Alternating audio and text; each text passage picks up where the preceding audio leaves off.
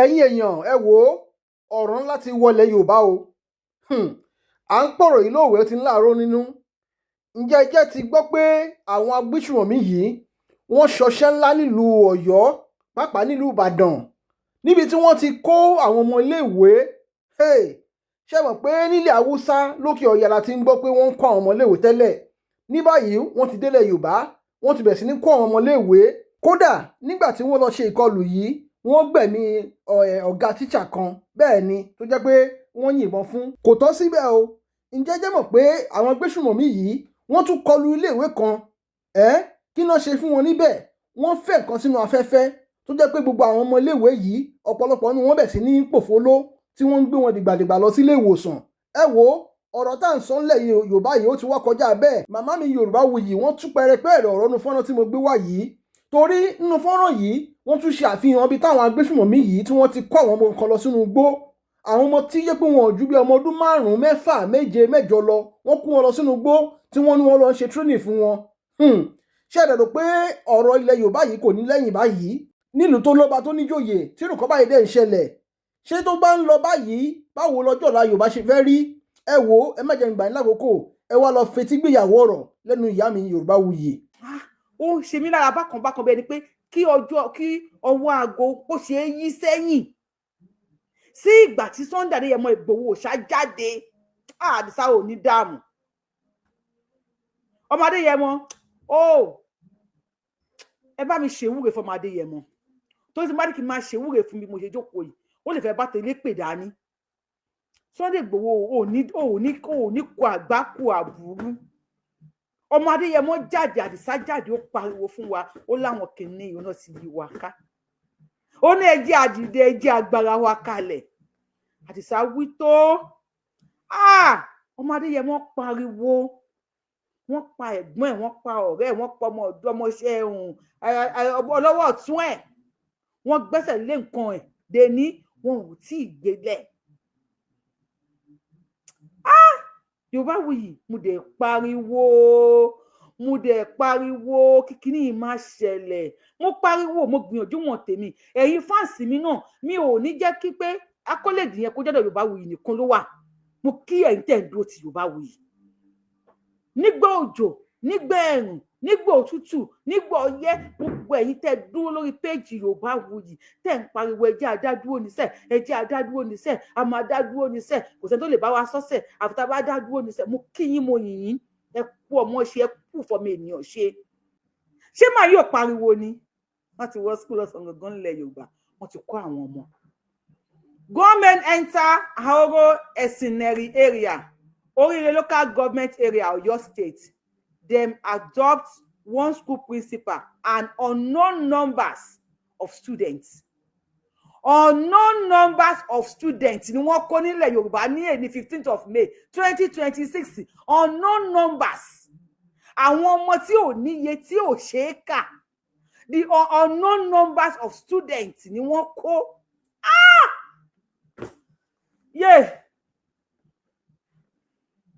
Unknown numbers of our children ni wọ́n kó ní school. Ogun ti dé. Oyo State Universal Basic Education Board, Oyo Sube, confirmed the incident from one statement wey dem release on Friday. The Oyo State Universal Basic Education Board, Oyo Sube, expressed profound sorrow and deep concern over the unfortunate attack on LA School, Ahoro Esineri, and Community Grammar School, Ahoro Esineri, I don't know, and Orire local government area. They attacked school méjì ní ilẹ̀ Yorùbá. Wọ́n wọ school méjì wọ́n dẹ̀ kó àwọn ọmọ. Wọ́n pa ẹnìkan ní principal náà pa according to source ẹnìkan ní teacher náà pa àti staff wo àtàwọn ọmọ iléèwé o wọ́n ti rí gbogbo wọn lọ àti bàbá ọlọ́gbà àti iye olóúnjẹ àti iye eléso àti àwọn tó máa ń gbálẹ̀ àtàwọn tó ń fọ tọ́ílẹ̀tì wọ́n ti rí gbogbo wọn lọ. Nílẹ̀ Yorùbá nǹkan ti dé bá wa. Nǹkan ti ṣe wá. Ṣé nǹkan ti ṣe wá ni? Tí mo kọ́ nǹkan ti ṣe wá. Nǹkan ti ṣe wá. Nǹkan ti ṣe wá.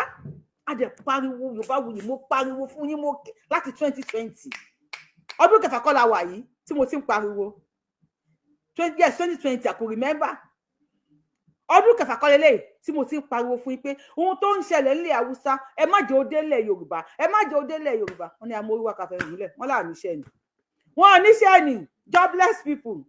Tí ìlú òyìnbó wá pé ẹ mọ́ come back to Nigeria, you sef come back home, you come back home, ẹ come back home.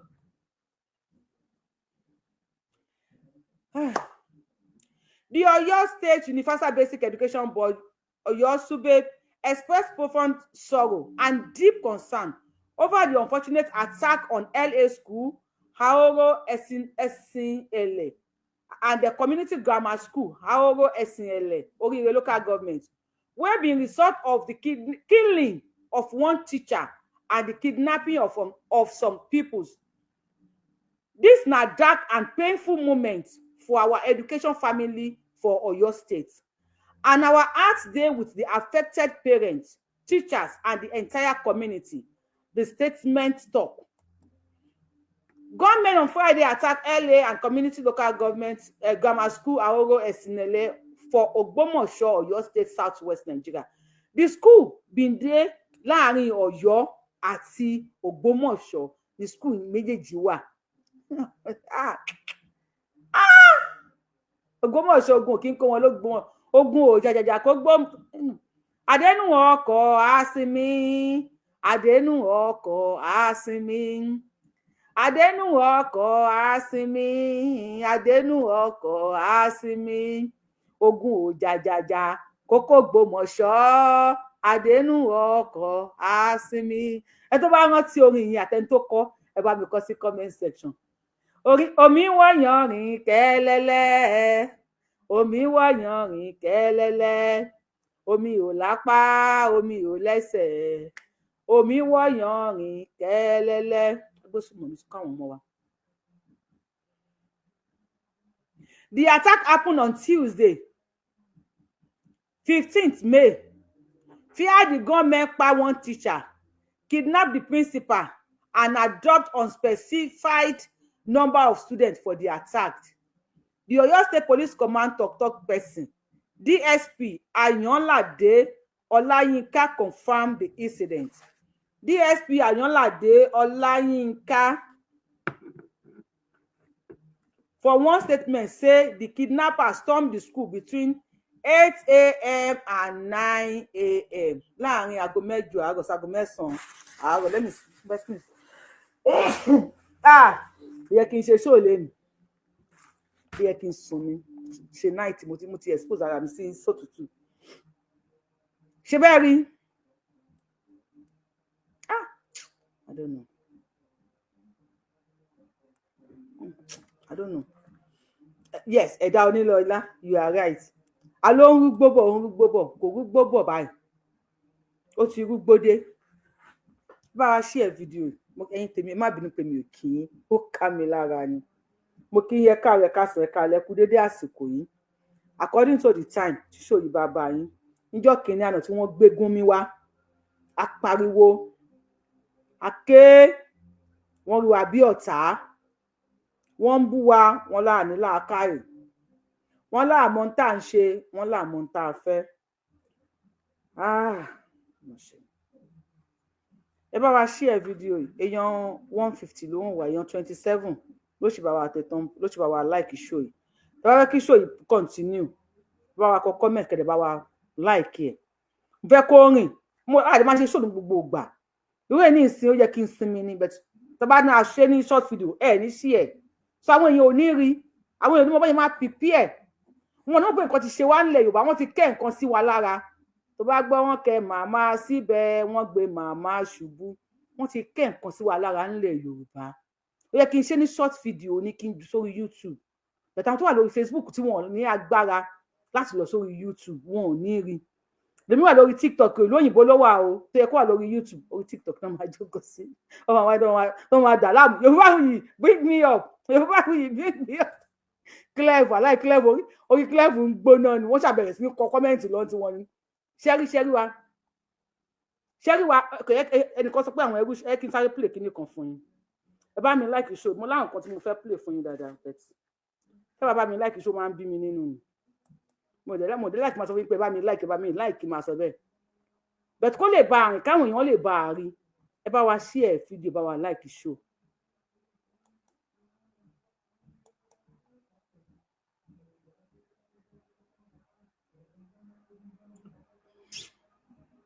ẹ lè máa fọ́ nísìnyí. gbogbo ẹ̀yin tẹ́ kó àwọn ọmọ yìí jọ tẹ́ ní kó máa sọ òkò fún.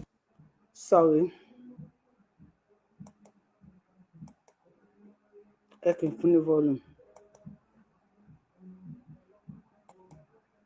gbogbo ẹ̀yin tẹ́ kó àwọn ọmọ yìí jọ tẹ́ ní kó máa sọ òkò fún pílà yìí tíjọba nàìjíríà bá ń ṣiṣẹ́ ni ó yẹ kó wọ́n kó gbogbo yín kó wọ́n fi ẹ̀yìn ti àgbá kó dẹ̀ pa yín dànù.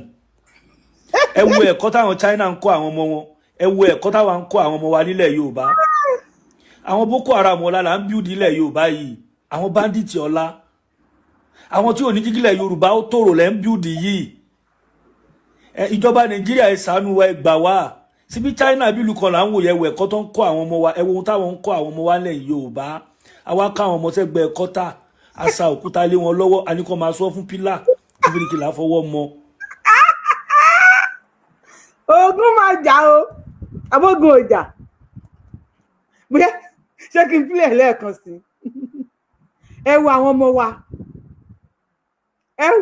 wa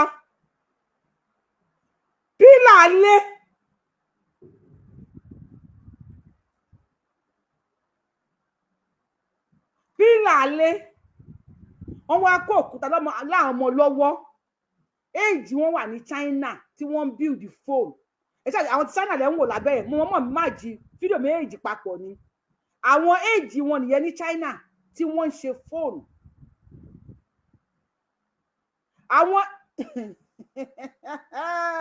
àwọn éèjì àwọn ọmọ wa nìyẹn wọ́n wá sokùn máwọn ọmọ lọ́rùn wọ́n wá kó wọn sẹ́gbẹ̀ẹ́ gọ́tà ọlọ́mọ ìka ló ń pé mọ́tò kan ń bọ̀ bírèkì ẹ̀ fail ọlọ́mọdé agogo pé mọ́tò kan ń bọ̀ bírèkì ẹ̀ fẹ́ẹ̀lì ẹ wá gbé ilé ẹni ká mọ wọn máa lọ ju òkúta fún pílà àmọ́ wá dáràn tálàṣẹ ńlẹ̀ Yorùbá báyìí ẹ ń tá àṣẹ mi ìmẹ́ ń tá àṣẹ o ogun máa jà o mo sáré play fídíò kan fún yín fídíò yẹn mo ní lè show ẹ dáadáa ẹnìkan mo ṣe like live show ẹnìkan pè sórí show mi níjọ́ kan wọ́n sọ̀rọ̀ wọ́n ní nǹkan tó máa ṣe nílẹ̀ Yorùbá pé wọ́n máa jí àwọn ọmọ kéékèèké bí ọmọ ọdún 4 ọmọ ọdún 5 ọmọ ọdún 6 máa jí wọn kó ẹ tó bá wo fídíò yẹn gbà tí mo ṣe ẹ lè jẹ́ kí n mọ̀ ní comment section wọ́n ní wọ́n á kó àwọn ọmọ yẹn lọ sínú igbó wọ́n bá wá kó àwọn ọmọ yẹn lọ sínú igbó wọ́n máa lọ kọ́ àwọn ọmọ yẹn níkọ̀kúkọ̀ wọ́n ní àwọn ọmọ yẹn náà máa ti jagun lẹ̀ Yorùbá ẹni tó pè é jọ fún àṣẹjú mélòó kan díẹ̀ sí ibi ṣó fídíò tí mo fẹ́ ṣó wọ́n ní àwọn ọmọ tó bá kó láàrin ilẹ̀ Yorùbá àwọn ọmọ yẹn ní wọ́n máa kó lọ sínú igbó wọ́n máa lọ brainwash wọn bàbá yẹn ẹ̀mí àti wọ́n ti sọ̀rọ̀ lẹ́nìí ìgbà yẹn mo wà níbi iṣẹ́ mi ráyè bá wọn sọ̀rọ̀ dáadáa tí wọ́n sọ ìtàn bí àwọn Fúlàní ṣe máa operate mo fẹ́ sáré ṣó fídíò kan fún yín fídíò yẹn after the show ẹni tó bá nídìí láti rí ojú àwọn ọmọ yẹn ó lè contact mi but mo ṣe ojú wọn bákan níbi bíbi torí community guideline àbí kí ló máa ń gbé do I have it here? Oh shit, I don't know. Ẹ jọ̀ọ́ má bínú. I'm supposed to have it somewhere here.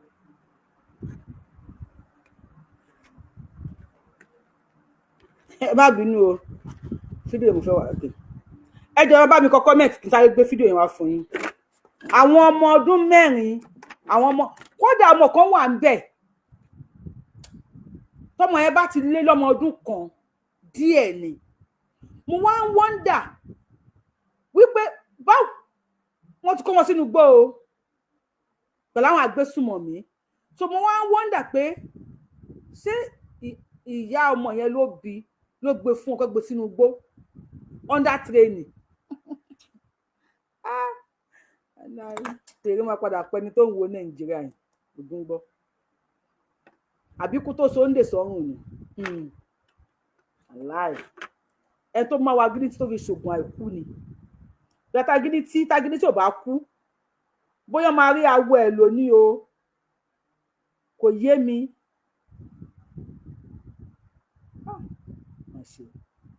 Yẹ kí n fẹ́ sáré wo fídíò yẹn wá fún yín ni o. gbogbo ẹ̀yin tẹ́ kó àwọn ọmọ yìí jọ tẹ́ ní kó máa sọ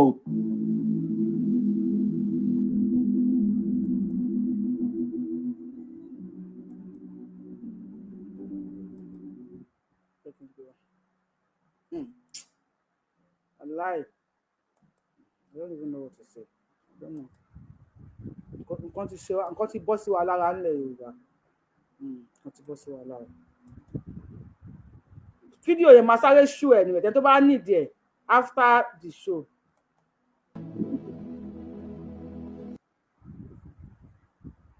Ṣé bẹ́ẹ̀ rí àwọn ọmọ tẹ́ ń wojú wọn yẹn? Ẹ ti rí àwọn ọmọ tẹ́ ń wojú wọn yìí. Àwọn ọmọ yìí máa tọ́ ọmọ ọdún mélòó? Àwọn ọmọ tẹ́ ń wojú wọn yìí máa tọ́ ọmọ ọdún pé mo sún kinní yẹn sẹ́yìn mo sún mọ́ wájú ilé kí n sún mẹ́yìn díẹ̀ kí n block ojú ilé náà.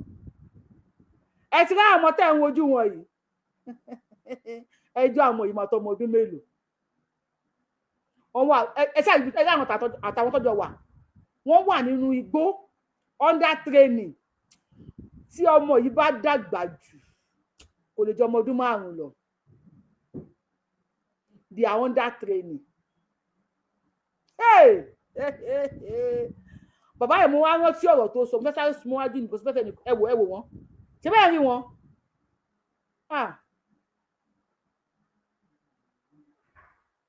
Tí bá ń ṣe ṣó mo ní ẹ máa bá mi kọ kọ́mẹ̀ntì ẹ máa bá mi láìkì ẹ bí mo ṣe dúró gbọ́n yín lórí YouTube ẹ bá wà láìkì ṣó kí ló dé kí ni mo ṣe wọ́n máa flag Facebook kó máa kan YouTube because kí ni ẹ̀yọ̀kan ni mò ń lò system ẹ̀yọ̀kan ni mò ń lò fún méjèèjì tó máa gbọ́ wọlé Facebook kó máa kan YouTube ẹ máa bá mi like so ẹ máa bá mi share fídíò ẹ jọ ẹ bá mi kọ kọ́mẹ̀ntì ẹ fẹ́ ti rí wọn. Ẹ rí ọmọ tó gbé dání mo mọ̀ stop ẹ̀ ń bẹ̀ yẹn ni o ẹ rí wípé ọmọ kan wà ní ọwọ́ ẹ̀ tó gbé dání ọmọ yẹn ò lè ju ọmọ oṣù lọ kò lè ju oṣù àbọ̀ wọn àti pọ̀ ọmọ ọdún kan ni ọmọ tó wọn yẹn gbé dání tí wọn àti pọ̀ ọmọ ọdún kan they are under training ẹ rí ọmọ tó gbé dání ẹ ṣàlọ́ ọmọ tó gbé dání yẹ kí n ra sùnmẹ́yìn díẹ̀ torí kíní community kíní kan là ń sá fún o fẹ́ ra sùnmẹ́yìn díẹ̀ kẹ́ lè bá rójú ọmọ yẹn díẹ̀ ẹ ti rójú ọmọ yẹn mo ti sùnmẹ́yìn díẹ̀ ẹ ti rẹ́gbẹ́ kan ojú ẹ pé ọgbẹ́ dání bí ọmọ tó fẹ́ mu yàn they are under training. ẹ tẹ́ ẹ̀ṣẹ̀ ń wọlé tọ́pìkì wa ni wípé wọ́n ti wọ ìlú Ìbàdàn skul méjì náà wọ̀ wọ́n dẹ̀ kó àwọn ọmọ lọ wọ́n pa tíṣà ìyá eléso bàbá ọlọ́gbà gardener kí ló máa pàtó máa ní skul gbà yẹn wọ́n ti gbogbo wọn lọ wọ́n ní unspecified numbers of school children ni wọ́n kó lọ ní Ọ̀yọ́ state.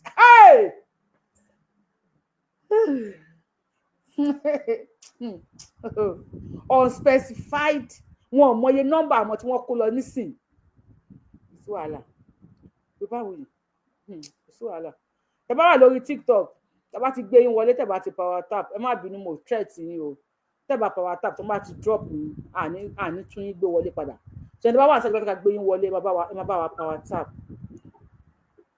ẹ bá yẹ ti wọlé ẹ jẹ́ bá wa mute ẹ jọ sà ẹ má bínú sà.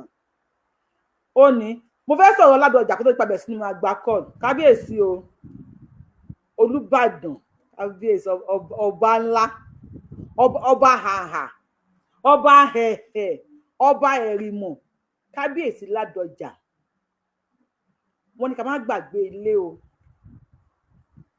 wọ́n ní báyìí àwọn Asia wọn ò gbàgbé nǹkan tí àwọn bàbá wọn wọ́n ní ètò ẹ̀kìn kà fún ìdíkan tí mo fẹ́ sọ lórí wọ́n ní ewé àtegbò wa pé kí wọ́n jọ̀ọ́ bàbá insist kó bá wa fi sínú mi mo ti fẹ́ sọ ní èdè English mi gbọ́ English The Olubadan of Ibadan land, Oba Rashidi Ladoja, officially advocated for the integration of traditional Yoruba medicine with orthodox healthcare. Wọ́n ní àwọn nǹkan wa, àwọn medicine wa, àwọn nǹkan táwọn bàbá wa ń lò àtewé àtegbò, wọ́n lòun ló kàn báyìí o. Bàbá wa Ládọjà, wọ́n ní òun ló kàn báyìí o, wọ́n ní tewétegbò ló kàn o. Bàbá Olúbàdàn, di Olúbàdàn, mo lẹ́gbẹ̀ẹ́ bàbá Ládọjà, ẹ bá mi kí Ládọjà, bàbá yìí, Ládọjà mo fẹ́ fi ẹjọ́ yín sùn, mo fẹ́ fi ẹjọ́ yín sùn àwọn ọmọ Yorùbá, bàbá Ládọjà, mo fẹ́ fi ẹjọ́ yín sùn àwọn ọmọ Yorùbá, bẹ́ẹ̀ kò ní jẹ́ orí fídíò orí ṣó yìí bí alọ́la Ọlọ́run ṣọ́ àtayọ. Àwọn ọba tó kù, kí ló mo bẹ́yìn ṣe ń ṣe, kí ló tẹ́ ẹ̀ pè wọ́n, ẹ bá mi pe bàbá Ládọjà, ẹ bá mi pe bàbá Ládọjà, kí ló tẹ́ ẹ̀ pè àwọn ọba tó kù, kẹ́ ṣàlàyé fún wọn bẹ́yìn ṣe ń ṣe yìí, kábíyèsí Ládọjà, kí ló dé? Bàbá ọmọ àti bàbá ò kì í jà, nífẹ̀ẹ́ ní ìmọ̀ àti bàbá máa jà, bẹ́ẹ̀ ọmọ àti bàbá ò gbọdọ̀ jà. Èyí náà ẹ wọlé tà ìwọlé, wọ́n lè gbowó kán fi sílẹ̀, ayé ń pariwo, ẹdí báyìí ẹgbẹ́ gbèsè, màálù kẹrin ojoko, ẹdí báyìí ẹgbẹ́ gbèsè. Náà eléyìí ṣe tó sọ pé àtewé àtegbò wa. Even I could remember Charles of London, ọkọ ìyá Queen, gbà tó sì kí n gbà yẹn, wọ́n ní herbal medicine ló wọ́n máa lò láti cure cancer. Baba, the Olubadan of Ibadan land, Oba Rashidi Ladoja, officially advocated for the integration of traditional Yoruba medicine with orthodox healthcare. During a meeting with the Pharmaceutical Society of Nigeria at the Olubadan Palace, the monarch cited the proven efficacy, accessibility, and the affordability of herbal remedies. The Olubadan emphasized that merging both practices would strengthen healthcare delivery and preserve crucial indigenous medical knowledge before traditional practitioners assist in the field. Highlighting the example of Asian nations that successfully preserved their ancient herbal practice, he urged modern pharmacists to collaborate on integrating these time-tested herbs into contemporary treatment modes. Kí pé mo rí ka o, ṣùgbọ́n mo lè pé ní ẹ má bínú, mo ń ká lòlò tí mo kà yẹn. Ẹ pàtẹ́wọ́ fún mi jàre. Bóyá orí sí kaká lòlò máa kàwé ni. Ẹ má kí n mojú yín o. Akálòlò bóyá orí sí kaká lòlò máa kàwé. Èyí mi ti fẹ́ yọ kò yí sí Akálòlò láti máa kàwé. Ẹ dákun ẹ ṣàánú ajé. So bàbá wa kábíyèsí Ládọjà, wọ́n ní àtewé àtegbò ló kàn, wọ́n ní ká pawọ́pọ̀ bí àwọn Asian countries bí wọ́n ṣe mú nǹkan ìlú wọn lókùnkúndùn, bí wọ́n ṣe mú àwọn tewétegbò wọn lókùnkúndùn, tí wọ́n ń lo àwọ̀ pa sínú capsule fún wa tó ń pè ní ogun bà láyé tí ìlú ara wa máa yá. Wọ́n ní àwọn orthodox, àwọn pharmaceuticals, wọ́n ní kẹ́ dìde. Bàbá Olúbàdàn, may your reign be long. Adé apẹ́ lórí, bàtà apẹ́ lẹ́sẹ̀, àṣẹ apẹ́ lẹ́nu yín kan ìkése, ìrùkẹ̀rẹ̀ agbó títí adókinni, àwọn olórí á máa pọ̀ sí láàfin, ẹṣin ọba àjẹkù pẹ́. Bàbá àjẹgbó àjẹtọ́ ó ní oyè Olúbàdàn tẹ́ jẹ́ ńlẹ̀ Yorùbá yìí o, tó bẹ ṣe dé báyìí èmi Yorùbá wuyì tí rí ń pàtì yín o, mi ò mọ tẹlòmíì o, mi ò lè sọ pé ẹlòmíì o, ṣùgbọ́n bẹ́ẹ̀ ṣe ti dé gbà lèmi tí rí ń pàtì yín o. Ládọjà kábíyèsí o, bàbá ẹ̀ ní ṣòfò, gbogbo ìgbà tó bá máa lò láyé ẹ̀ nílò lórí ààrẹ, ẹ̀ ní fàìsàn ló gbà. Kábíyèsí Ládọjà wípé àwọn nǹkan wa tó tiẹ̀ ti lọ, èyí tiẹ̀ tún wọ́n, èyí ń rántí ẹ̀ mú padà wá. Bàbá Ládọjà, mi ìmọ̀ kan tó fẹ́ sọ fún yín o, mi ìmọ̀ because ìwọ̀nba ni ọmọ bọ́mọ tí máa ń ṣèwúre fún bàbá ẹ̀, mi ìmọ̀ bí ṣe fẹ́ ṣe. Ẹ jẹ́ ká gbé kọ̀ díẹ̀. Ládọjà ó ṣe yín ná. connected to. I found 5.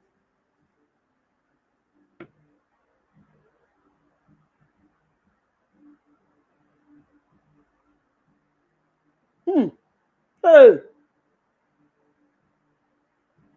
Don't send sí mi yóò tiẹ̀. À ń gbọ́ yín sá o. Yorùbá ò yẹ pé tó. Ẹ káàbọ̀ sá. Ẹ yẹ sá. Ẹ kò ṣe àbọ̀ Ọlọ́run máa bá yín gbé. Ibi dára yín lágbára Ọlọ́run. Adúpẹ́ ní ọwọ́ bàbá wa Ládọjà. Olúwàdàn tiwa. Ọlọ́ọ̀bọ oníkan lọ́jọ́ ni yóò jẹ́ kí wọ́n pẹ́ fún wa, yóò jẹ́ kẹ́ni wọn gùn. Lágbára Ọlọ́run. Kí Ọlọ́run kó bá wa kó sí àwọn ọba yòókù náà nínú ní gbogbo ilẹ̀ Yorùbá. Tó bá ṣe pé irú ìgbésẹ̀ tí bàbá Ládọjà bá gbé, tó bá ṣe pé káwọn tó di orí oyè àwọn ọba yòókù náà bá ti gbé àwọn ìgbésẹ̀ yẹn ni, tá a sì mọ̀ wípé tó bá ṣe pé wọ́n gbé àwọn ìgbésẹ̀ yẹn ni, kò sí ọlọ́pàá náà, kò sí ọlọ́pàá náà, kò sí sọ́jà náà, kò sí ìjọba náà tó lè sọ pé kí ló fà á tí wọ́n fi ń gbèrú àwọn ìgbésẹ̀ yẹn fáwọn ọ̀ràn wọn. Ṣùgbọ́n ìtawà mọ̀ ni wípé ìjẹkújẹ tí wọ́n fẹ́ máa jẹ, ọrọ̀ tí wọ́n fẹ́ máa kó jọ, iná ni wọ́n fi ń fa àkóbá fún àwọn ìran Yorùbá tí gbogbo wa sì mọ̀. Kìí ṣe pé wọn ò lè gbé àwọn ìgbésẹ̀ gidi fún wa nílẹ̀ Yorùbá. Ìjẹkújẹ iná ní ń dá àwọn bàbá wa yẹn láàmú, àwọn ọba wa yẹn. Ṣùgbọ́n wọ́n ní pé àwọ̀ wa sọ pé bóyá tó máa bú wọn, a ní bú wọn. Ṣùgbọ́n wọ́n ní ohunkóhun tí ìwà kò sí irú ìwà tí ẹ̀dá lè wù nílé ayé yìí tí kò ní jèrè rẹ̀ lẹ́yìn ọ̀la. Torí ẹni tó bá wùwà rẹ̀. Bàbá wa ẹ bá wa sọ̀rọ̀ nípa Ọ̀yọ́ tí wọ́n wọ̀ báyìí tí wọ́n ti kó gba ọmọ skul lọ. Skul méjì authentic láwọn pẹ́dé kíláàsì lè dókè kí n pẹ́dé kíláàsì. Mo fẹ́ lọ síbẹ̀ náà. Wọ́n ní kí ló ṣẹlẹ̀ ní tó ṣẹlẹ̀ ní wípé n tá àpariwo pé kó má ṣẹlẹ̀ nílẹ̀ Yorùbá tí Sunday Igboho tó lùsùn gbogbo properties ẹ̀ sí, tí wọ́n pa àwọn àbúrò ẹ̀ sí, tí wọ́n pa ọ̀rẹ́ ẹ̀ sí, tí ó dẹni tó di èrò ẹ̀yìn odi sí, tí Yorùbáwùyí pariwo sí, tó ní Yorùbáwùyí ò níṣẹ́ ni, ó ti padà ṣẹlẹ̀ nílẹ̀ Yorùbá o. Ó ti padà ṣẹlẹ̀. Wọ́n ti kọ́ àwọn ọmọ skul lọ ní Ọ̀yọ́ state bí ṣe bá yín sọ̀rọ̀ yìí o. Skul méjì náà wọ̀ ní Ọ̀yọ́ state. Wọ́n lè ti kó àwọn ọmọ lọ, wọ́n ti pa tíṣà àti ìyá ọlọ́jà àti ìyá olóúnjẹ àti bàbá gateman, wọ́n ti wọ everybody lọ. Màmá mi, èmi náà ti gbọ́ ìròyìn yẹn láti ọ̀sán tẹ́lẹ̀, ó ti gbọ́. Ṣé ẹ rí ibi tílẹ̀ Yorùbá dé yìí ṣẹ́? Pé ká sì tó máa jẹ́ wà Nàìjíríà lọ. Ṣé ẹ mọ̀ pé a máa ń tẹnu mọ́? Pé ká sì tó máa jẹ́ wà Nàìjíríà lọ. Kódà bàbá Tinubu wọn ọba ń ṣe 400 years. Màmá mi, ṣé ẹ rí ìṣẹ̀lẹ̀ yìí yóò tó máa le sí ni. Kò sí ẹni tó àti tó bá ṣe wú pé wọ́n bá fún wa ní ètò ààbò wa fúnra ara wa nílẹ̀ Yorùbá lóko, iná ni gbogbo àwọn kinní yẹn ló tó lè dáwọ́ dúró. Ṣùgbọ́n pé láì fún wa ní ètò ààbò tí wọ́n wá sọ wípé àwọn ọlọ́pàá àjòjì, ọlọ́pàá ran ilẹ̀ Haúsá, Ìgbò, àwọn ẹ̀yà yòókù, àwọn ilé ètò ààbò ran àjòjì, iná ni ọmọ dáàbò bò wá nílẹ̀ Yorùbá. Láì fún àwa tá a jọmọ onílùú gẹ́gẹ́ tá a nílẹ̀, láì fún wa láyè ká máa dáàbò bora wa. Màmá mi, ọlọ́ọ̀bá ń gbọ́ kò lè sí ẹni. Mo ní kò lè work, kò lè ṣiṣẹ́. Kò lè ṣiṣẹ́ láyé yóò tó máa lé sí ni. Nítorí wípé kò sórílẹ̀-èdè tájòjò ti máa dáàbò bo ọmọ onílé. Àwọn tí wọ́n fẹ́ pa yín, àwọn tí wọ́n fẹ́ jẹ́ kẹ́ ẹ ní ọjọ́ ọ̀la, tí wọ́n fẹ́ gbalẹ̀ yín, tí wọ́n wọ́nà láti pa yín run. Tó ṣe pé àwọn yẹn gẹ́gẹ́ náà yẹn tó wá kó wá kí wọ́n tó wá máa dáàbò bò yín, kí wọ́n á máa ṣaláàbò lé yín lérí. Bó ló ṣe fẹ́ ṣiṣẹ́ báyẹn? I don't know, apariwo tó. Sáà sọ pé kọ̀ lọ́wọ́ ìjọba nú, àwọn ìjọba ìpínlẹ̀ yẹn. ní nǹkan kí nǹkan tí ọba máa ṣẹlẹ̀ ní gbogbo ilẹ̀ Yorùbá a jẹ́ pé ọlọ́wọ́ àwọn ìjọba ilẹ̀ Yorùbá yẹn nú nìyẹn. ẹ ṣe ẹ ká tún gbé kọlẹ̀ lómi ẹ̀yin staff tọ rẹ̀ ni ẹ mọ bẹ́ẹ̀ tó lọ nípa ti ológun ìbílẹ̀ wa ẹ mọ̀ pé a ti ń pariwo rẹ̀ náà pé kí wọ́n dákun ṣé ẹ rí àwọn oògùn òyìnbó tí wọ́n bá wa kó wá yẹn alákọ̀ọ́kọ́ èyí tí ń fa ìjàmbá fún àwọn ọmọ Nàìjíríà yẹn kí n tiẹ̀ sọ pé nílẹ̀ Yorùbá pé àìsàn jẹjẹrẹ kẹ́ni kan káńsà kan o màmá mi àwọn oògùn òyìnbó yẹn gẹ́gẹ́ tí ń kó wá fún wa yẹn iná ni alákọ̀ọ́kọ́ nǹkan tí ń fa àwọn àrùn jẹjẹrẹ yẹn Ọlọ́run bá ń gbọ́. ẹ ṣe ọba ká tún gbé kọlẹ̀ lómi. so àfẹ́ oògùn òyìnbó mọ́ nílẹ̀ Yorùbá àwọn oògùn títí wa yẹn iná ni ń pa àwọn àìsàn tó bá fẹ́ wọnú ẹ̀jẹ̀ nílẹ̀ Yorùbá táwa gbọ́njú bá. ẹ ṣeun gan. so kò jẹ́ bó ti jẹ́ mọ̀mọ́ mi. ẹ ṣeun gan. now ẹ̀rí wọn ìyá mi Grace olùṣòtọ́ ẹ káàbọ̀ mà ẹ ti ráyè wa adìẹ pariwo ẹ má jọ wọlé Yorùbá àwí fún yín tó ẹ̀yin ilẹ̀ ò gbà o wípé àwa ti rọ́ọ̀la kẹ́yìn tó rí o ẹ̀yin ilẹ̀ ò gbà o ọmọ Yorùbá wí fún yín tó ẹ̀yin ilẹ̀ ò gbà o aláwọn agbésùmọ̀mí ti sọ̀ráǹdì wá ńlẹ̀ Yorùbá o ẹ̀yin ilẹ̀ ò gbà o a máa pariwo Yorùbá wuyì mo máa pariwo fún yín a máa pariwo fún yín aláwọn agbésùmọ̀mí yìí wọn nílẹ̀ Haúsá ni kò lè hápùn ńlẹ̀ Yorùbá wọn máa wọlé Yorùbá máa káwọn ọmọ skul wọn ò lè lọ skul méjì náà wọ̀ pẹ̀lú fẹ́ra pẹ̀lú tako gbogbogbogbogbogbo gbàù everybody eré nǹkan dùn nǹkan lọ akúwárá parẹ́ pọ̀n wèrè ó méré nǹkan ó dùn nǹkan lọ Mr. Ìṣọ̀lá bá wa wọ̀ mute nǹkan dùn nǹkan lọ ẹ fẹ́ gbọ́ aláì àwọn ìjọba tó wà bẹ́ẹ̀ sìn 2027 náà ń lé wọn ò gbọ́ Mr. Ìṣọ̀lá ẹ ọ̀ mute o Mr. Ìṣọ̀lá ṣe wà ń bẹ̀ ẹ bá wa ẹ káàsán sá o.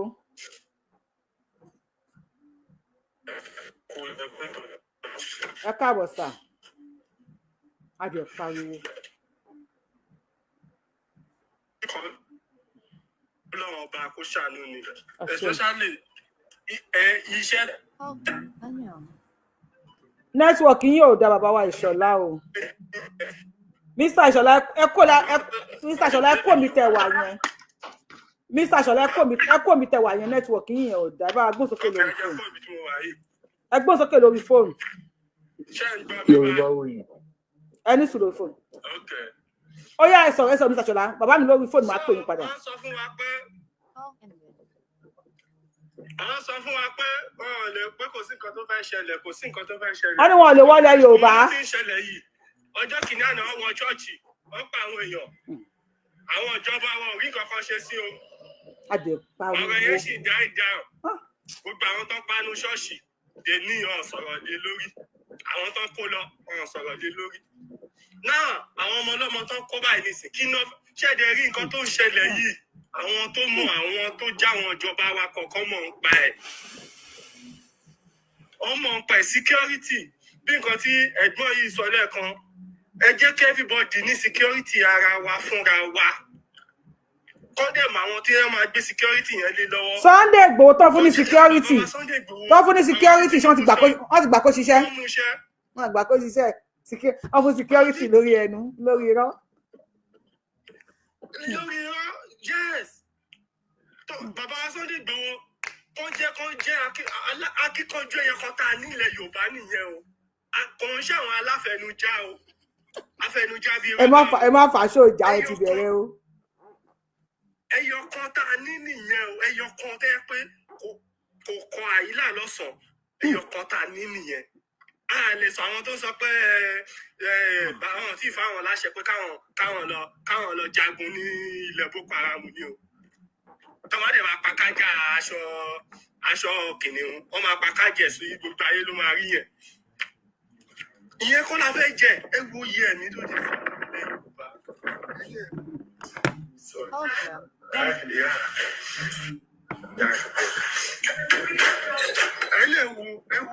Ewu ẹ̀mí tó ti sọnù ẹ má bínú ewu iye ẹ̀mí tó ti sọnù ilẹ̀ Yorùbá ewu iye ẹ̀mí tó ti sọnù ilẹ̀ Haúsá a ti mọ̀ pé ogun àwọn wá para wọn lé ayé wọn àwọn ló dẹ̀ ń kóra dáradára wá bá wa wọ́n ti ń jagun nísìn wọ́n ti ń para wọn nísìn kò ń ṣèlú àgbà táwọn ìyá wa àwọn àti ìṣèlú tí wọ́n lọ́ra ilẹ̀ Haúsá. bẹ́ẹ̀ tí wọ́n ti wá dọ́dọ̀ tiwa náà nísìn náà wọ́n ti wọ skul méjì wọ́n ti káwọn ọmọ. Cherry kò kàn mí náà lójó dọ̀dọ̀ wa. Kò kàn mí ni. Tó ẹ pọ́n ti gbárùkù ti ọ̀rọ̀ yìí láti ilẹ̀ Haúsá mo ní bọ́dà mi kan tẹ́ pé àwọn Haúsá ilẹ̀ ìgbà tán jàjà ráyọ̀ ti ilẹ̀ Haúsá lọ́dún kan wọ́n pa bọ́dà mi mọ́ àwọn tán pa.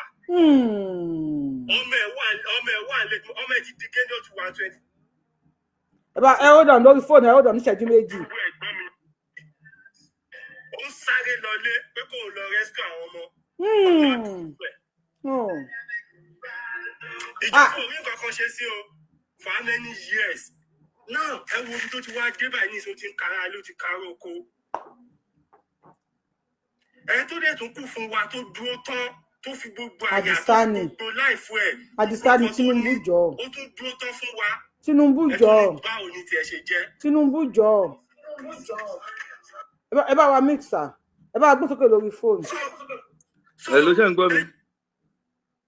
Bàbá wa tó wà lókè nìyẹn wọ́n ń play music mi tẹ̀wọ̀ ẹ bá wa kó mi tí music wa kọ́ máa lọ gba copyright lórí YouTube ẹ bá wa gbé sókè lórí fóònù. Bàbá wa ṣàlejò ní lórí fóònù lórí show yìí ni sà. Actually ẹ̀ka sàn ṣàlejò for real. Lórí show yìí tẹ́ bá ti pè lẹ́ẹ̀kan ó yẹ kẹ́ stop a máa pè yín padà. Oh, sorry about it's that. It's okay. Oh, yes, but the next time, they want to repeat you. I want to get $1 million. Account you. Honestly, $1 million.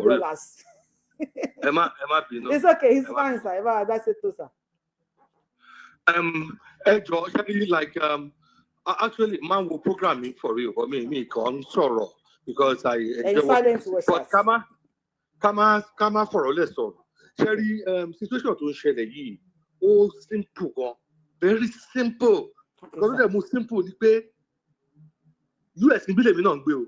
Okay, mo rí nọ́mbà yìí. Because the most simple ni pé à ń gbọ́ yín sà. Call from 234. Ṣẹ́rí. Wọ́n ti pààyàn ní Ọ̀yọ́, wọ́n lọ s'Ógbómọ̀ṣọ́, wọ́n lọ s'Àkúrẹ́, gbogbo yẹn bullshit ni. Àwa Yorùbá as a person tá a bá jáde fúnra ra wa pé we are ready to die. Ọlọ́run ọba gbọ́ máa gba everywhere and it's real. Kí lẹ wí sọ̀rọ̀? No, ẹ̀yin kọ́ mo kẹ́nìkan à ń gbọ́ yín sà à ń gbọ́ yín.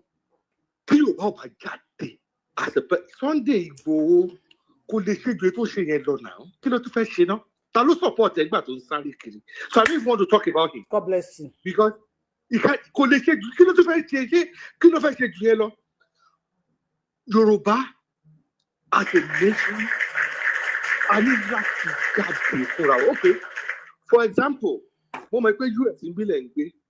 For example, mo máa ń cite example kan fáwọn èèyàn kan and I will say one more thing kí n tó kúrò lórí ètò yìí. Máa ń cite example kan fáwọn kan. Chicago ń bílẹ̀ mi wà. Kíni yẹn máa ń bọ́dà mi? Kíni yẹn ó máa ń bọ́dà mi gan? Why tó dẹ̀ ṣe ń bọ́dà mi pé mo yìí lẹ́bí Nàìjíríà? Ìyẹn one. Number two, kò sí èmi ò mọ̀ pa ẹ̀yìn o. But tọkùnrin bá ti wà tó ti ń lọ 60 mi mọ bó ṣe lè gbádùn lóyìnbó ètò kò sí afẹ́ lọ padà sílé yẹn ṣáà ní Ọlọ́run kó má ní kankan lọ́wọ́ púpọ̀ tí ẹ̀mẹ́mí ẹ̀ padà síbẹ̀ yẹn ó ti tó. Ṣé rí mo máa ń cite example kan irú Chicago tí mo wà máa ń wò pé suppose pé àwọn agbésùnmọ̀mí kan wọ́n kàn wọ county tower wọ́n dẹ̀ fẹ́ máa pa wọ́n yàn. Àwọn Americans wọ́n máa kọ òfin màá ló kọ̀ dá wọn dúró wọ́n máa ja wèrè gan. Wọ́n sínwín wọ́n yínwín wọ́n fèsì ẹ̀ and they are ready to die for their country but àwọn Yorùbá we are not ready to die that's the problem and ètò bá ń dùn mí jù ni pé àwọn ọmọ tó ń gbé yìí I used to tell people like àwọn ọ̀gá mi kan wà mí lè dárúkọ lórí fóònù bíbá ẹ̀ tó bá dárúkọ wọn kò sí ẹni tó mọ̀ wọn Nàìjíríà ẹ̀ wọn tèmi àti wọn bá ń sọ̀rọ̀ máa ń sọ pé àìgbọ́n gbogbo àwọn tó wà Nàìjíríà yìí Ọlọ́run bá náà má fi gbá mi lẹ́nu o mi ò rú anybody pé o mo gbé o máa wò pé these people Ọlọ́run bala no ẹjọ́ tó bá look offensive ẹjọ́ torí Ọlọ́run mi but this is what I see. Like I look at half of the population of Nigeria. I look at them as people that are dead and are walking. Okay, Walking dead. Romimo. Rowo repo. Ma tọrọ owó lọ́wọ́ ará ìlú òyìnbó ni. Dẹ̀ tún fẹ́ kú. Pé kẹ́ lè live peacefully. Huh? What are you living for? Why are you living? Ibi báyìí àti rówó kó jọ ń bí is hard for everybody. It's hard. But wàá live. Tó bá ti lè ṣiṣẹ́, wàá live. Tó bá dẹ̀ kọjá yẹ, mọ̀ pé wàá bá ń bẹ̀. So simple. America dúró di ẹ̀wọ̀n ló wá fi ṣeré. Bẹ́ẹ̀ni, but Naija kò síṣẹ́ kò sí ilé iṣẹ́ kankan. Ẹ bá wa round up o. Wá tún ní kẹ́ mọ́rùn wá, tún lè kú. So the last thing tí mo fẹ́ sọ ni pé like 3 years ago, the mark word me for real o. Kò jẹ́ pé bóyá life mi ò jọ mí lójú o. Mo máa ń lọ Nàìjíríà but kí tó lè gbéra, mo fẹ́ watch it for the next 4 years. Kí tó lè gbéra, whenever there is a war in Nigeria, to God who made me, mo kẹ́rù people in America and I'm going to fight. And if I'm going to die, I don't give a fuck. Just as simple as that. That's it. Ẹ ṣeun gan bàbá wa dúpẹ́ sá. All right, thank you. Ìlú òyìnbó ti sú gbogbo wa. Wọ́n wọ skul káwọn ọmọ. Wọ́n wọ skul káwọn ọmọ nílẹ̀ Yorùbá. Skul méjì and they operate. Wọ́n operate successfully. Skul méjì ọ̀tọ̀ọ̀tọ̀. Successfully. They operated successfully. Nílẹ̀ Yorùbá. Kan ti ṣe wá. Ọlọ́run. Ademamo. Olórúkọ ìjẹba gbóhùn sókè nǹkan ti ṣe wá. Wọ́n operate successfully ní skul méjì nílẹ̀ Yorùbá. Ẹ kú dédé àsìkò yìí sá. Yes, ma'am.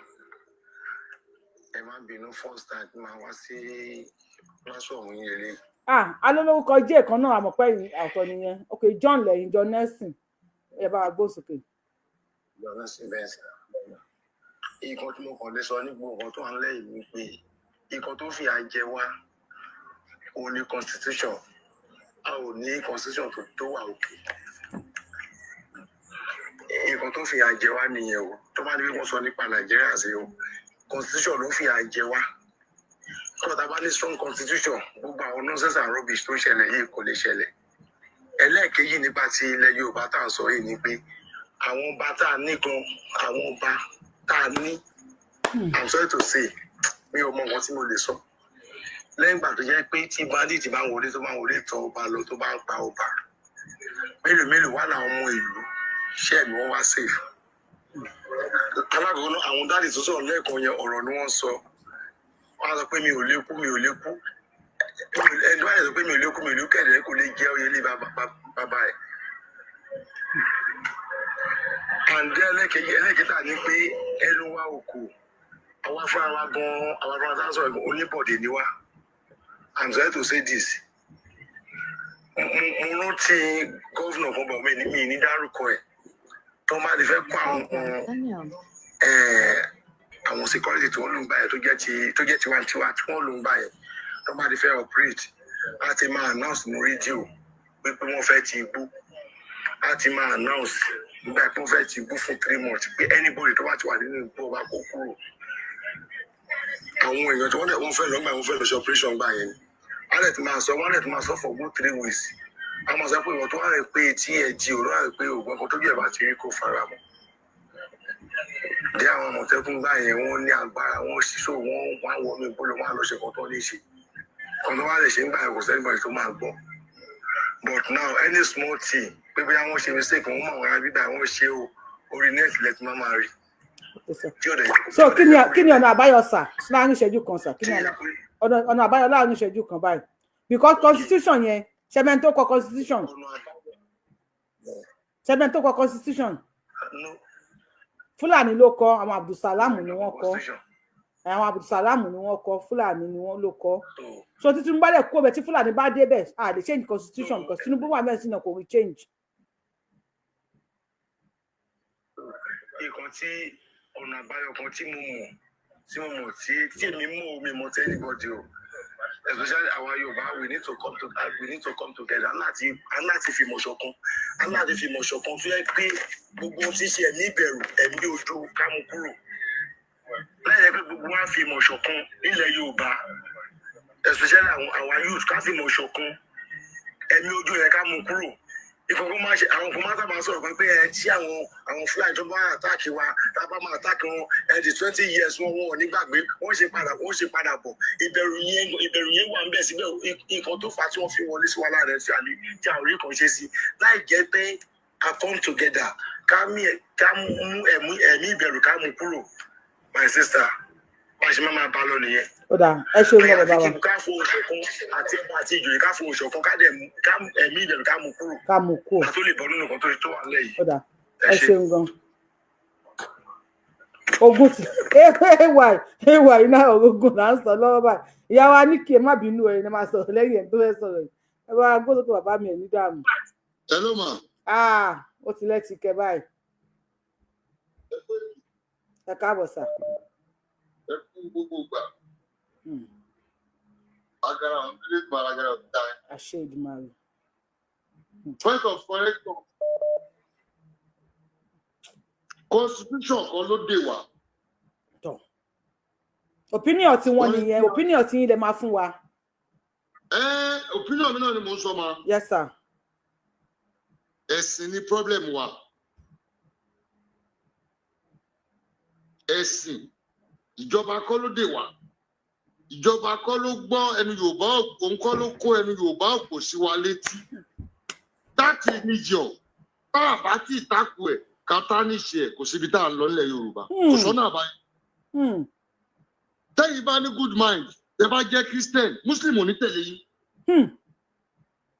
Tẹ́mi bá jẹ́ babaláwo tí bá ní way forward Muslim ò ní tẹ̀lé mi. Why are we roaming about for nothing? Ọ̀nà àbáyọ ni pé káàkọ́ lọ gbé ẹ̀sìn lẹ́nà humanity first. Humanity first. Gbogbo yìí tá à ń sọ látijọ́ ìjọ yẹn à ń tanra wa ni. Èké ń békè sọ̀rọ̀ irọ́ parọ́ fúnrọ́. Ẹ̀sìn ló ń divide wa. A lè ní ṣọ̀kan, a lè ní ìtẹ̀síwájú. Nítorí gbà táwọn bàbá wa ṣe wọn ò fẹ̀sìn ṣe. Àwọn bẹ́ẹ̀ wà yín sìn. Tẹ bá sọ̀rọ̀ nípa Mùsùlùmí, tí máa jẹ́ babaláwo, mo lè torí ẹ̀ kí n má dé péjì mọ́ lọ́la. Wow. So why are we deceiving ourselves? Ẹ̀sìn yẹn gbogbo ló yẹ ká tákù. Ẹ̀sìn ló ń divide wa. Ọmọ Yorùbá we are one. And our one remain one. But ẹ̀sìn yẹn òun ló ń bring differences.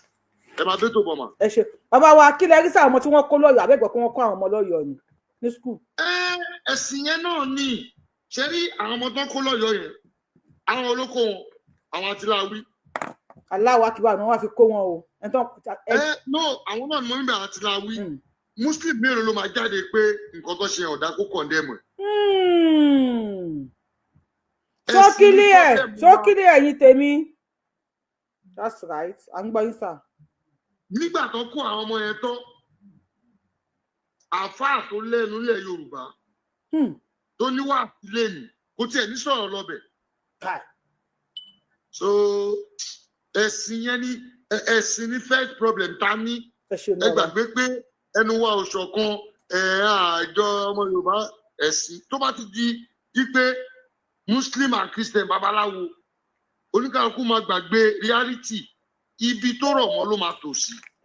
Ẹ ṣe ń gbọ́ sà. Ẹ máa gbọ́ mà pílà tó ń dààmú ilẹ̀ Yorùbá mo sọ́rí láti. Ẹni ó yẹ kí wọ́n kó gbogbo yín kí wọ́n. Òun ni ẹ̀sìn ìjọ tẹ̀sìn bá ti wó ìjọ ẹ̀ lọ́mọ Yorùbá ní freedom. Bàbá mi ẹgbẹ́ sókè sáré bá wa wo fídíò yìí bí 1 minute fídíò ni. Ẹ sáré bá wa wo gbogbo ẹ̀ tẹ́ ń wà ẹ̀ tẹ́ wà lórí TikTok tẹ́ bá fẹ́ wá àwọn fídíò wẹ̀ máa bọ̀ lórí YouTube Yorùbáwùyí. Ẹ ṣe gan kò sí mo pẹ́ tẹ́ wà ní òyìnbó náà dẹ̀ pọ̀ lórí TikTok lórí YouTube Yorùbáwùyí náà lè máa wò wá. Gbogbo ẹ̀yin tẹ́ kó àwọn ọmọ yìí jọ tẹ́ ní kó máa sọ òkò fún pílà yìí tíjọba Nàìjíríà bá ń ṣiṣẹ́ ni ó yẹ kí wọ́n kó gbogbo yín kí wọ́n fi ẹ̀yìn ti àgbá kán dẹ̀ pa yín dànù. Ẹ wo ẹ̀kọ́ táwọn China ń kọ́ àwọn ọmọ wọn, ẹ wo ẹ̀kọ́ táwọn ń kọ́ àwọn ọmọ wa nílẹ̀ Yorùbá. àwọn Boko Haram ọ̀la là ń build ilẹ̀ Yorùbá yìí, àwọn bandits ọ̀la, àwọn tí ò ní jígílẹ̀ Yorùbá ó tòrò lẹ́ ń build yìí. Ìjọba Nàìjíríà ẹ ṣàánú wa, ẹ gbà wá. Síbi China bí ìlú kan là ń wò yẹ wẹ̀ ẹ̀kọ́ tó ń kọ́ àwọn ọmọ wa, ẹ wo ohun táwọn ń kọ́ àwọn ọmọ wa lẹ̀ Yorùbá. Àwa ká àwọn ọmọ sẹ́gbẹ̀ẹ́ kọ́tà, àṣà òkúta lé wọn lọ́wọ́, a ní kó máa sọ fún pílà tí bíríkìlà fọwọ́ mọ. Gbogbo ẹ̀yin tẹ́ wo show, tẹ́ wo fídíò yìí, ẹ wo títì tán lọ kún àwọn ọmọ sí. Ọlọ́run má jẹ́ ká rógun pé bírèkì ọkọ̀ já, pé mọ́tò kan já bírèkì ó ń bọ̀, báwo làwọn èsì fẹ́ sá? Wọ́n ní kó máa lọ lẹ òkò mọ́ ara ògiri, wọ́n sokùn sí wọn. Ọlọ́run bá gbóhùn sókè bàbá mi ẹ̀ ní dààmú.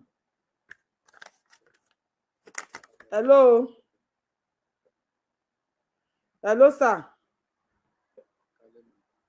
Yeah, à ń gbọ́ yín sir. Call ended. Network yín yẹn ò dáa ti pè yín pé ẹ̀.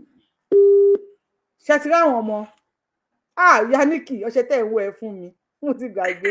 Kẹ́lẹ́ bá àpẹ́ láyé ni, àgbàgbé yìí kẹ́lẹ́ bá àpẹ́ láyé ni.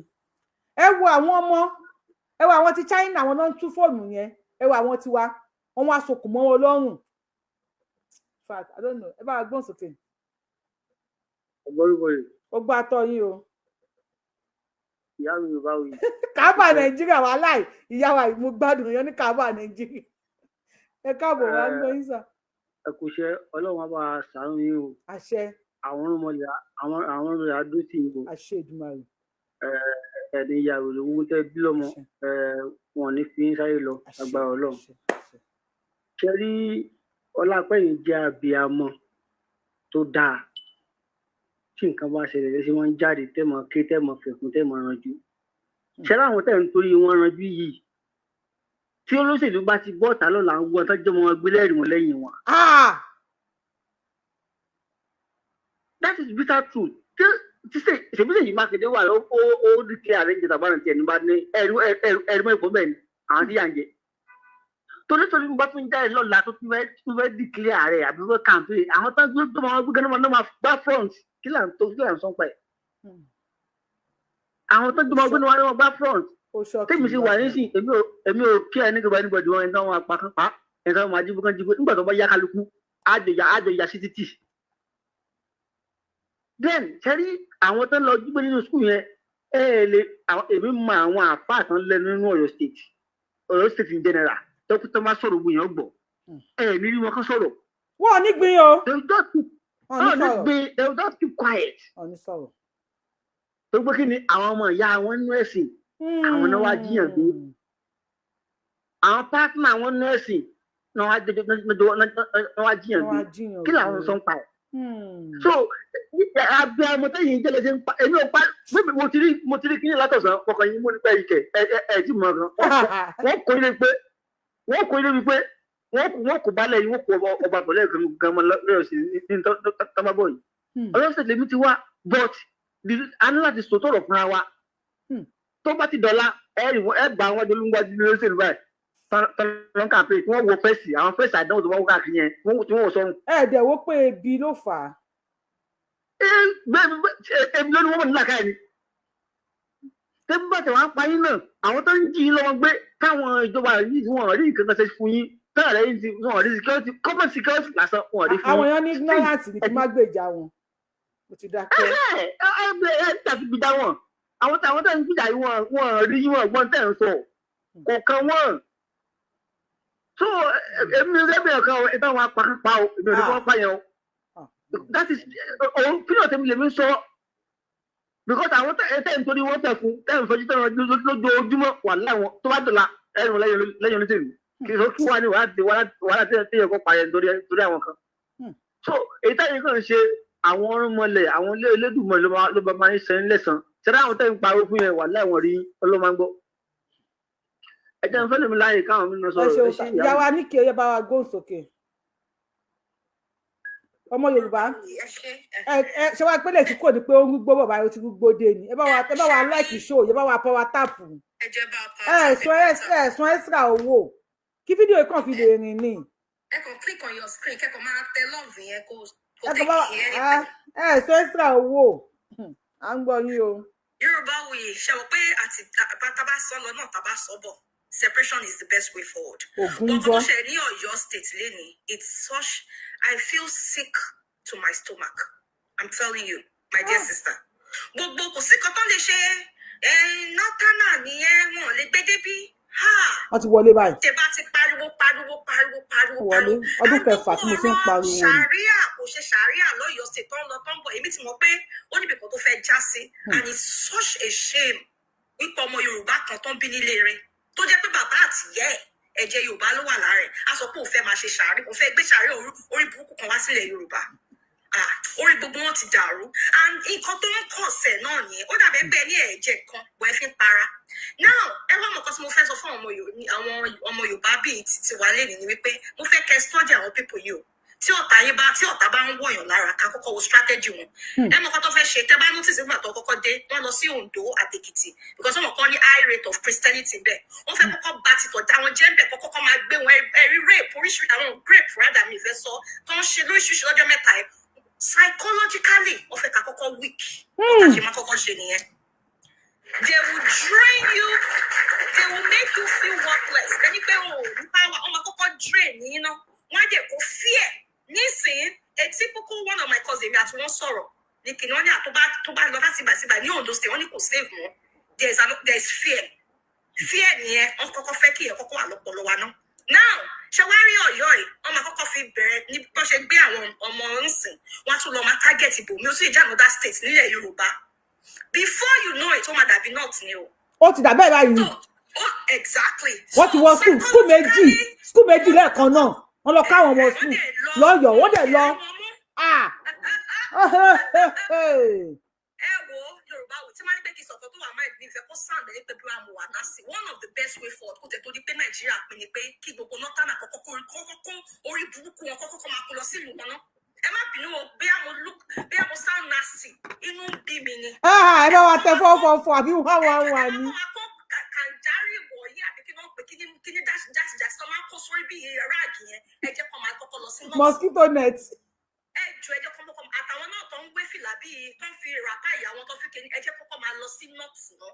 For now, tí Nàìjíríà máa fi pé ẹ kọ́kọ́ ṣe rí tí wèrè wọn fi ń wo wèrè nǹkan tó fi lè mú wọn wá sí ọ̀dọ̀ wa tó fi ń kó àwọn ọmọ wa bó ṣe ṣe ní àti kọ́kọ́ bẹ́ẹ̀ ní north ó ti ṣe tó bá ń mu Yorùbá ní Nàìjíríà ẹ máa lọ pátí kẹ máa bára yín sòótọ́ ọ̀rọ̀ kẹ̀dẹ̀ máa bẹ ṣe máa save ara yín àwọn people yìí they are coming to take everything tani èmi sì máa kọ́kọ́ gbẹ́ni dúró náà mo sì máa sọ̀rọ̀.